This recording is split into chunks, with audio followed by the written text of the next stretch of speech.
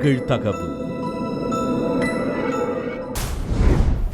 திடீரென மாயமான இன்ஜினியரிங் கல்லூரி மாணவி 4-5 நாட்களுக்கு பின் காட்டுக்குள் எரிந்த நிலையில் கிடந்த சடலம்.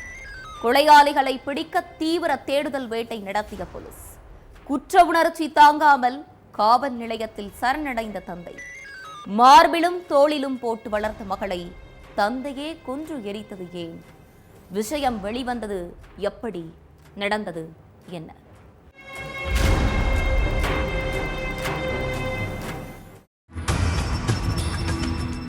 எப்போ பார்த்தாலும் வீட்டில் பாரதியோட சத்தம் கேட்டுட்டே இருக்குமே, 2-3 நாளா சத்தத்தையே காணுமேனு பக்கத்து வீட்டுக்காரங்களுக்கு சந்தேகம் வந்திருக்கு. பாரதியை ஆளையே காணும். ஊருக்கு எங்கேயும் போயிருக்காங்களான்னு அந்த பொண்ணோட அப்பா அம்மா கிட்ட கேட்டப்ப 2 பேருமே சரியா பேசாம மழுப்பலா பதில் சொல்லியிருக்காங்க. அதுவும் இல்லாம அந்த வீட்டில் உள்ளவங்க எல்லாருமே வழக்கத்துக்கு மாறா பதட்டமாவே இருந்திருக்காங்க. இதெல்லாம் பக்கத்து வீட்டில் உள்ளவங்களுக்கு கொஞ்சம் சந்தேகத்தை உண்டாக்கியிருக்கு. அதனால போலீஸ்க்கு தகவல் சொல்லியிருக்காங்க. கொஞ்ச நேரத்திலே அங்கே வந்த போலீஸ் அக்கம் பக்கத்தில் விசாரிச்சுட்டு இருந்திருக்காங்க. ஆனால் விசாரணைக்கு வந்த போலீஸ்காரங்களுக்கு போலீஸ் ஸ்டேஷன்ல இருந்து ஃபோன் கால் வந்திருக்கு. இங்கே ஒருத்தர் வந்து தன்னோட பொண்ணை கொன்னுட்டதா சொல்றாரு சார், வேகமாக வாங்கன்னு சொல்லியிருக்காங்க. அதுக்கப்புறம் ஸ்டேஷனுக்கு போய் பார்த்தப்ப தான் எந்த பொண்ணு காணும்னு சொல்லி விசாரிக்க போனாங்களோ அதே பொண்ணோட அப்பா தான் அவருங்கிறது தெரிய வந்திருக்கு. ஆந்திரா அனந்த்பூர் பக்கத்தில் உள்ள குண்டக்கல் அப்படிங்கிற ஏரியாவை சேர்ந்த துபகுலா ராம ஆஞ்சநேயலும் வீட்டு பக்கத்திலேயே டீ கடை நடத்திட்டு வந்திருக்காரு. இவருக்கு 4 மகள்கள். 3 மகள்களுக்கும் கல்யாணம் ஆகிருச்சு. 4வது மகள் பேரு பாரதி. 19 வயசான பாரதி இன்ஜினியரிங் காலேஜில் பிடெக் செகண்ட் இயர் படிச்சுட்டு வந்திருக்காங்க. காலேஜ் முடிக்கிறதுக்கு 2 வருஷம் இருந்தாலும் பாரதிய பெண் கேட்டு ஏகப்பட்ட வரன்கள் வந்திருக்கு. அதுலேயும் ஒரு நல்ல வரன் வந்ததால மகளை கட்டி கொடுத்துடலாங்கிற முடிவுக்கு வந்திருக்காங்க ஆஞ்சநேயலும். இதை பற்றி மகள் பாரதி கிட்ட பேசினப்ப தனக்கு இந்த கல்யாணத்தில் இஷ்டம் இல்லைன்னு சொல்லியிருக்காங்க. ஏன் கல்யாணம் வேண்டான்னு சொல்ற? படிப்பு கெட்டுறோன்னு யோசிக்கிறியா? மாப்பிள்ளை வீட்டுக்காரங்க நீ கல்யாணத்துக்கு அப்புறம் படிக்கலான்னு சொல்லிட்டாங்க, தைரியமாக கல்யாணத்துக்கு ஓகே சொல்லுமான்னு ஆஞ்சநேயலும் சொல்லியிருக்காரு. இல்லைப்பா அதெல்லாம் இல்லை, ஆனால் எனக்கு இந்த கல்யாணம் வேண்டான்னு சொல்லிட்டே இருந்திருக்காங்க பாரதி. எதுக்கு வேண்டான்னு சொல்கிறான்னு திரும்ப திரும்ப கேட்டதுக்கப்புறம் தான் கூட படிக்கிற ஒரு பையனை லவ் பண்ணுறதாகவும் அவனை தான் கல்யாணம் பண்ணிப்பேனும் பாரதி சொல்லியிருக்காங்க. இதை கேட்டு ஷாக்கான ஆஞ்சநேயலும் லவ்வுக்கு ஒத்துக்கவே மாட்டேன், 3 பொண்ணுங்களை நல்லபடியாக வளர்த்து நல்ல இடத்துல கட்டி கொடுத்து நல்லா வாழ வச்சிருக்கேன், உனக்கும் அதே மாதிரி ஒரு நல்ல வாழ்க்கையை அமைச்சு கொடுப்பேன், அதை விட்டுட்டு லவ்வு கிவ்னு சொல்லிட்டு வந்தா அப்புறம் நான் மனுஷனாவே இருக்க மாட்டேன்னு சொல்லி கத்திருக்காரு. ஆஞ்சநேயலுக்கு காதல்னாலே பிடிக்காது. அதுலேயும் தன்னோட பொண்ணு வேற சமூகத்தை சேர்ந்த பையனை லவ் பண்றான்னு தெரிஞ்சதும் கோவத்தோட உச்சிக்கே போயிருக்காரு. பாரதியோட லவ் மேட்டர் தெரிஞ்சதுல இருந்தே தினமும் அப்பாவுக்கும் மகளுக்கும் இடையில சண்டை நடந்துட்டே இருந்திருக்கு.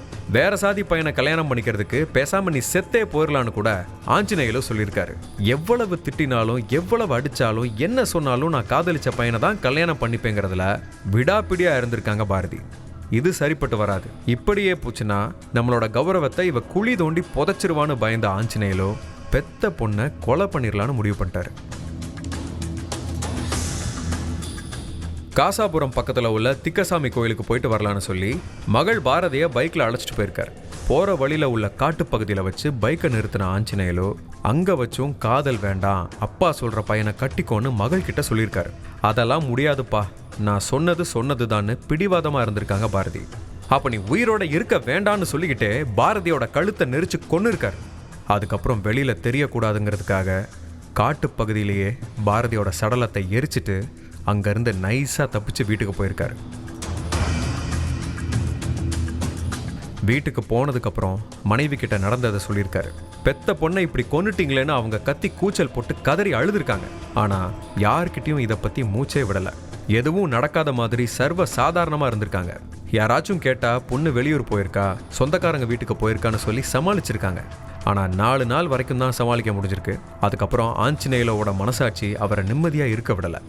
வெளியே தெரிஞ்சா மான மரியாதை போயிருமேங்கிற பயத்திலையும் சாதி வெறியிலையும் பெத்த மகளையே கொன்னு எரிச்ச ஆஞ்சநேயலுக்கு மகளை கொன்ற குற்ற உணர்ச்சி உள்ளுக்குள்ள உறுத்திக்கிட்டே இருந்திருக்கு. அதனால தான் அவரே போலீஸ் ஸ்டேஷனுக்கு போய் நடந்ததை சொல்லி சரணடைஞ்சிருக்காரு. பாரதியோட உடலை எரிச்ச இடத்த ஆஞ்சநேயலு போலீஸ்க்கு அடையாளம் காட்டியிருக்காரு. அதுக்கப்புறம் காட்டுக்குள்ள வச்சே டாக்டர்கள் பாரதியோட உடலை போஸ்ட்மார்ட்டம் பண்ணாங்க. விசாரணைக்கு அப்புறம் அவரை போலீஸ் அரெஸ்ட் பண்ணிட்டாங்க. கடைக்குட்டிங்கிறதுனால பாரதி தான் வீட்டுக்கு செல்ல பிள்ளையாம். அதுவும் அப்பா ஆஞ்சநேயலுக்கு 4வது மகள் பாரதி மேலே தான் கொல்ல பிரியமா.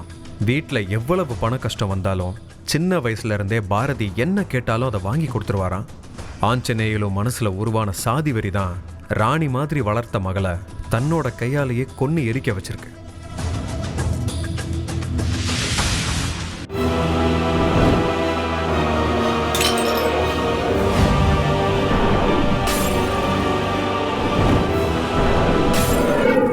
நிகழ்தகவு